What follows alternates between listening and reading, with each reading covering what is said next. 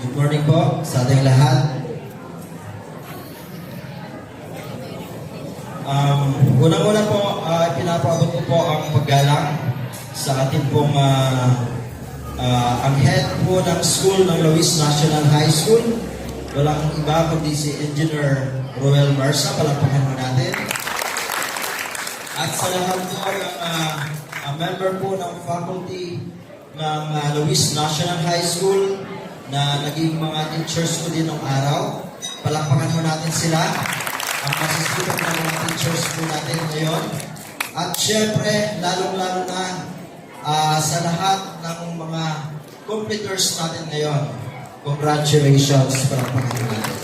At syempre po, ganoon din po ang presence po ng ating mga minamahal na magulang na walang sawang sumuporta po sa ating pag-aaral, sa mga completers, sa mga achievers natin na naka-receive ng Achievement Award ngayon. Congratulations po sa ating mga minamahal na magulang sapagkat sila po ang naging katuwang natin, mga adik. Sila ang naging katuwang natin sa ating pag-aaral, sa hirap na pinagdaanan natin all throughout the years upang maabot ang achievement na ito, lalong-lalo na sa ating mga completers. Maaari ko bang hilingin sa ating mga students, sa mga completers at sa mga achievers natin this morning na magsitayo tayong lahat at bigyan natin ng pagpupugay sa pamamagitan ng palakpak at paggalang sa ating mga magulang. Palakpakan natin sila. Meron din po ang ating mga teachers. Isang malakas na palakpak sa ating mga teachers.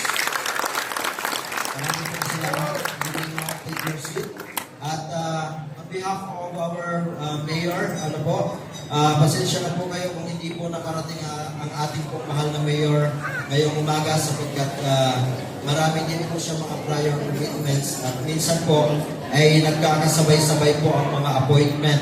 So ang ginagawa po ng ating mahal na mayor upang hindi naman po maabandona ang programa na nag-invite sa kanya kagaya po dito sa Luis National High School ay pinapadala po niya kaming mga staff niya as a spokesperson upang makasama po kayo ngayong araw. Kaya pinapaabot po ng ating mahal na mayor ang kanyang pasasalamat sa ating pong head of school, Engineer Marsa, sa ating pong mga minamahal na teacher, sa inyo pong pag-imbita sa ating pong mahal na mayor para maging isa sa mga guests ngayong araw na ito. At syempre po ang kanyang pagpasasalamat sa inyong lahat, sa ating pong mga minamahal na kababayan dito sa bayan ng Candelaria. Salamat po at congratulations sa inyong lahat. Alam niyo po, ako po ay magbibigay lamang ng maikling mensahe, no? Lalong-lalo na po sa ating mga computers this morning or yung tinatawag natin graduates. Noon kasi, nung araw, ang tawag namin dyan, graduates. Ngayon, binago na, modern style na po yata ngayon, ano? So, computers na ang tawag. Pero iisa lang po ang ibig sabihin. Maganda din siyang pakinggan eh. Computers, ibig sabihin, you have done your part as a student, nagawa niyo ang lahat ng mga requirements para maabot ninyo kung ano man po ang inyong naabot ngayon. Okay? Kagaya po ng ating mahal na mayor, alam po natin na lahat tayo ay dumaan sa hirap ng buhay. Hindi naman po tayo lahat ay pinagpala, no? Hindi po tayo lahat ay pinanganak na mayaman. Hindi lahat tayo ay pinanganak na nasa middle class. Okay po? At ang inyo pong lingkod na nasa harapan niyo po ngayon na si Kuya Marcelo ay pinagdaanan din po ang hirap sa buhay. Ngunit ang hirap ng buhay ay hindi ininda. Ay hindi ininda ng ating mahal na mayor upang sumuko sa kanyang buhay. Pagkos patuloy siya nag-aaral, patuloy siya nagsumikap upang maabot ang kanyang minimithi sa buhay. At ang ating mahal na mayor ay isang successful na registered nurse at isa ng mayor ng bayan ng Candelaria. Kagaya po ng inyong Kuya Marcelo, ay graduate din po ako ng Bachelor of Science in Business Administration, major in Management sa Masilbong. RMTU Masinloc Campus. Okay po. So, yung hirap ng buhay, hindi natin dapat natignan upang panghinaan tayo ng loob. Upang mawalan tayo ng pag-asa na abutin ang ating mga pangarap sa buhay.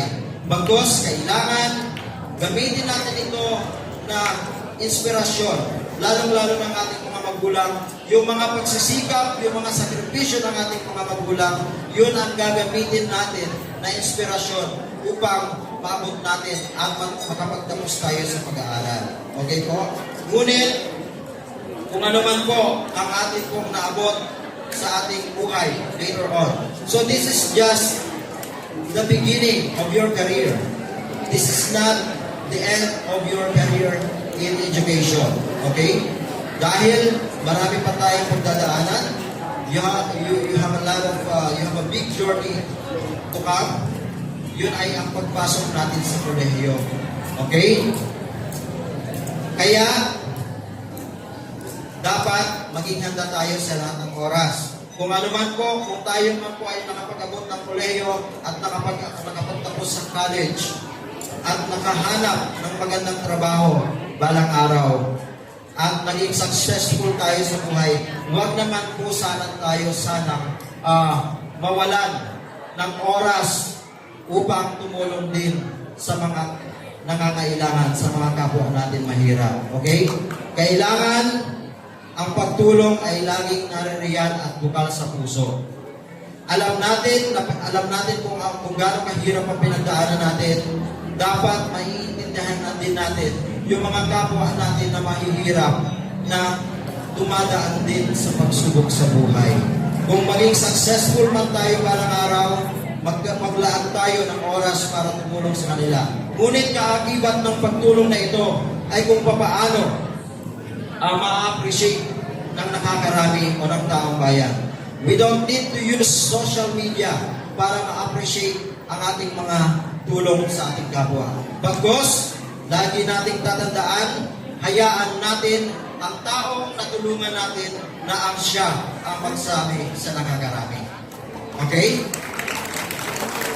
At syempre, pinapakiusap ko din po sa ating pong mga magulang. Kagaya nga po ng sinabi ko kanina, this is just the beginning of career ng inyong mga anak sa education. Marami pa po silang pagdadaanan. Kaya nga po, pinapakiusap ko po sa inyo mga minamahal nating mga magulang. Patuloy po sana nating suportahan. Kahit gaano kahirap ang buhay, kailangan gayon natin, pagsikapan natin, na mapagtapos ang ating mga anak hanggang sa kolehiyo. Dahil kayo po ang magpahawak at magpapatibay ng pundasyon ng tulay na kanilang dadaanan patungo sa kabilang dako nito na kung saan nakatanim ang isang puno ng kahoy na hitik sa bunga ng pag-asa ang kanilang magandang kinabukasan. Okay po? My dear graduates, my dear completers and achievers, you are old enough to drive your life. Okay? Pero kaakibat ng pagmaneho ng ating buhay ay ang guidance ng ating mga magulang. Hindi po pwedeng mawala ang guidance ng ating mga magulang.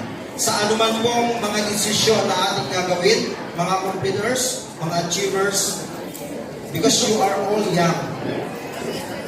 So, kailangan, kung ano man ang marating natin sa buhay, kailangan nandyan lagi ang guidance ng ating mga magulang. I-consider natin sila. Let them be your inspiration. Okay? At kung ano man po ang marating natin at kung maging successful man po tayo sa buhay, do not forget to look back sa mga taong tumulong sa atin, sa mga kaibigan, sa mga relatives, lalo-lalo na sa ating mga magulang. Dahil maraming mga bata dyan, maraming mga professionals, hindi ko naman po nilalahat, na kapag mataas na ang naabot sa buhay, na kapag marami na naiipon na pera or nagkakaroon na ng malaking income sa buhay, ang iba sa kanila ay nakakalimot na. Ang pinakamahirap doon, ang unang-una nilang nakakalimutan, ang kanilang magulang na kanilang naging kasama sa hirap ng buhay upang maitaguyod ang kanilang pag-aaral. Yun po ang pinakamasakit sa lahat. Huwag po nating pababayaan ang ating mga magulang. Dahil nung kayo po ay kasalukuyan lamang pong tumatahak sa landas na inyong tinatahak, hindi po tayo iniwan ng ating mga magulang. Di ba? Hindi po masama na tumulong sa ibang tao.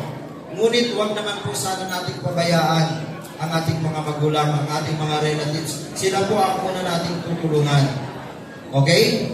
Kaya, hindi ko na pahahabain ang aking diskurso at lagi nating tatandaan kung tayo'y mayaman na mamaya, kung very successful na tayo sa buhay, kailangan ang ating mga paa ay laging nakatapang sa baba. Okay? Keep your feet on the ground. Okay? Congratulations. Big congratulations din po sa ating mga magulang. Maraming salamat po sa araw ng